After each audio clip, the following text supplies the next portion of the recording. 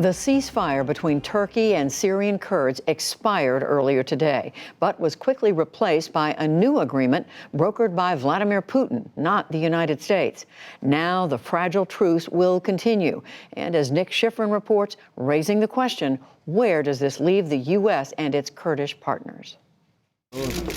With cameras flashing, Syria's top two power brokers met to discuss and divide northeast Syria.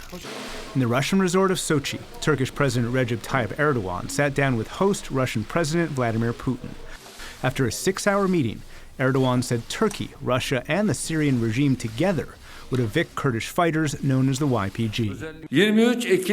YPG terrorists and their arms will be taken further than 30 kilometers from the border. Their fortifications and positions will be destroyed. Turkish and Russian joint patrols will begin. That is not what the U.S. expected. Last week, the U.S. and Turkey negotiated a buffer zone 18 miles deep and 75 miles wide, where Turkish forces in blue entered and Kurdish forces retreated. And this is the area Turkey and Russia agreed to, the Syrian-Turkish border all the way to Iraq and the strategically important towns of Manbij and Tal Rifat, an expanse of more than 300 miles across. And after 6 days, the Turks and Russians promised joint patrols indefinitely within 6 miles of the border. Russian forces have backed and saved Syrian President Bashar al-Assad's regime. Today, Russian President Vladimir Putin called the agreement a permanent solution. In my opinion, these decisions are very important, maybe even momentous, and will allow to resolve the situation. But today, Russian ally Assad met with his forces in Idlib, the final rebel stronghold. He called the agreement an illegal annexation. Erdogan is a thief who stole the factories, stole wheat, stole oil in collaboration with ISIS, and now he is stealing the land. The U.S. also objects. Today, the administration's point man on Syria, Ambassador James Jeffrey, told the Senate Foreign Relations Committee the Russian-Turkish agreement increased instability. And in the process has scrambled the entire Northeast, undercut our efforts against ISIS, and brought in the Russians and the Syrian regime forces in a way that is really tragic for everybody involved. The administration has promised to impose new sanctions on Turkey. Jeffrey did not follow through on those threats and instead called the Russian military paper tigers. The ability to patrol with the Russians 10 kilometers deep and a potentially not particularly believable Russian commitment to get the YPG out of that area. So Turkey has not really gained all that much from this. But it's not clear the U.S. can do anything about it. U.S. troops crossing from Syria into Iraq were dubbed traitors by Kurds who up until last week called them partners. Today, the Pentagon said U.S. troops would move to Iraq to fight ISIS. But Iraq said those troops don't have permission to stay in the country. U.S. Defense Secretary Mark Esper promised not to keep them there forever. The aim isn't to stay in Iraq interminably. The aim is to pour soldiers out and eventually get them back home. Today, the White House authorized $4.5 million to help the group known as the White Helmets, who try to protect civilians from Assad and Russian bombs. But while millions have already fled the regime, nearly 200,000 more civilians have now fled the Turkish incursion. Some have already left for Iraq. Others, like this group in eastern Syria, wait to cross the border. The future is gone. We left our future. I left and came here just so we can save these children. But it's too late to save many Kurdish forces who fought against ISIS and were killed by Turkish-backed troops. In total, more than 700 have been killed. And Nick joins me now here and with us from northern Iraq, special correspondent Jane Ferguson. She's on assignment there near the Syrian-Iraqi border. So Jane, tell us, you've been talking to people there. How are people who live in that area affected by all these changes? As we heard there, Judy, from Nick's piece, up to 200,000 people have already fled that area. And what we're likely to see going forward is a great deal more people fleeing. There's huge uncertainty. Now, if this deal does bring an end to the fighting, that's only one facet for Kurds living in that area. They will be very afraid of the prospect of seeing within a week Turkish forces across the border, although that won't be as deep across the border as Erdogan initially wanted, the full 20 miles.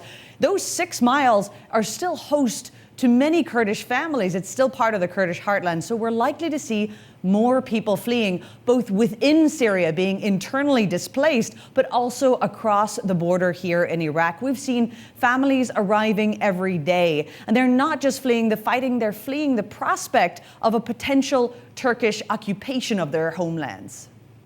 And Nick, what do these changes mean for the United States, the things that the U.S. is focused on, including those ISIS prisoners who were being held by Kurdish fighters? Yeah, 10,000 ISIS prisoners, according to the U.S., are being held by Kurdish fighters. And for the first time today, we saw a senior U.S. official, Jim Jeffrey, who we saw in that piece, admit that, in his words, dozens, not hundreds, dozens of ISIS fighters have been released. Now, the Syrian Observatory, who tracks pretty much everything that happens in Syria, says that 800 ISIS family members have already been released. And Jeffrey admitted that he has no way, the U.S. has no way to track any of the ISIS fighters that have been released. He expressed confidence that the Kurds who are still guarding these prisons would still continue to do so. But he said that some of the prisons are inside the new Turkish-Russian safe zone. And he said he did not know what was going to happen to those prisons. And it's just a good reminder that ISIS remains a threat. The Pentagon itself, the Inspector General just a few months ago, said there were 18,000 ISIS members across Syria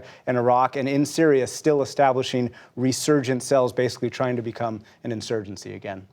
And separately from this, and Jane, back to that news conference today with Turkey's President Erdogan and Vladimir Putin of Russia. You were listening to that along with us, and you were telling us you were hearing some of the finer points that were being made. What were you focused on? What was interesting, Judy, wasn't just what was said, but what wasn't said. Now, Erdogan has had extremely strong language in recent days, talking about cracking skulls of the terrorists. But what we heard of today was this push to get YPG, or the Kurdish fighters, out of the 20-mile buffer zone. He was very specific about saying fighters. Now, he wasn't specifically saying Kurdish civilians. That's likely in response to a huge amount of concern and global concern and fear over ethnic cleansing of those areas, over a potential plan by Erdogan to sort of de-Kurdish the area, so to speak. Because in the background, you know, the context to all of this and this buffer zone and pushing these Kurdish fighters out is Erdogan's plan that he's talked about openly to resettle several million Syrian refugees, most of whom are Arab, in those areas, in what is the Kurdish heartland. So that has caused massive concern about whether or not that would clarify or qualify as ethnic cleansing. Now, by saying that they want the Kurdish fighters out, they haven't really clarified what would happen to their families, the communities that they come from that live in those areas. They haven't talked about having any kind of peace deal or any kind of deal for the Kurdish fighters to put down their weapons. Instead, they've said they just want them to leave that entire area. Where that leaves the many, many other Kurdish families and civilians who are related to these fighters is not clear at this stage. And there's still a concern that there could be a huge ethnic shift in that area as a result of the organization of this deal and how it pans out in the coming months. And it's so important, Nick, because as Jane is saying, the Turks are saying we're only concerned about the Kurdish fighters, but some are interpreting that as they're being opposed to all people of Kurdish heritage. But Nick, what I finally want to ask you about is how the map is changing. The U.S. believed it had an understanding with Turkey about how far Turkey was going to go into northern Syria. Now it appears the Turks may be going farther. What is the U.S. reaction going to be? The Russian-Turkish safe zone is 4 times the size of the U.S.-Turkish safe zone. And today, Kurdish fighters and Kurdish leaders said that the Turks were attacking them outside the agreed-upon U.S.-Turkish safe zone. So both of those are abrogations of the deal that Vice President Mike Pence, Secretary of State Mike Pompeo agreed with President Erdogan last week in Ankara. And the U.S. has vowed to sanction Turkey if Turkey acted beyond that deal. This morning, just a few hours before Jim Jeffrey testified, a senior administration official reiterated that to me and a few other reporters, saying if the Turks violate our agreement, we no longer have an agreement to lift our sanctions and freeze our sanctions. So there is a U.S. threat on the table that was made before the Russia-Turkey deal was announced, and we will see if the U.S. follows that up. Meanwhile, on the ground, Assad has more control over territory today. The Turkish gains have been cemented, and of course, Russia has more influence diplomatically, and it's not clear the U.S. can do anything about it. Although they will say that we've had this understanding, it's not clear, as you say, where they go. It is up to the U.S. to follow through on its threat to punish Turkey for this, and we'll see if they actually follow through on that threat. And it's not only Russia winning here diplomatically, if you will, it's the Russian military. Jane, there along the border between Syria and Iraq, you were telling us as soon as the U.S. troops leave, it's the Russian troops coming in. It's been a remarkable turnaround, Judy, in just about a couple of weeks since we've seen the announcement from President Trump that the U.S. troops would be pulling out, to now seeing Russian troops, not just Vladimir Putin negotiating this deal in Sochi, but yes, Russian troops will soon be patrolling the entire border area, up and down all the way here to the Iraqi border. And it's been a massive turnaround. It can't be stressed enough how much of a reversal that is. We've, of course, seen images of Russian troops entering into hastily evacuated American bases along that border. And now we'll see Russian boots along the ground, along the entire stretch of it. It really solidifies that military presence along an extremely strategically important area of the Middle East that cuts between Iraq and Lebanon. And we'll see Russian boots on the ground there potentially indefinitely. There's been no mention of when they would leave, if ever. Jane Ferguson reporting from the Iraqi side of the Iraq-Syria border. Nick Schifrin here with me in Washington. Thank you both. Thanks very much.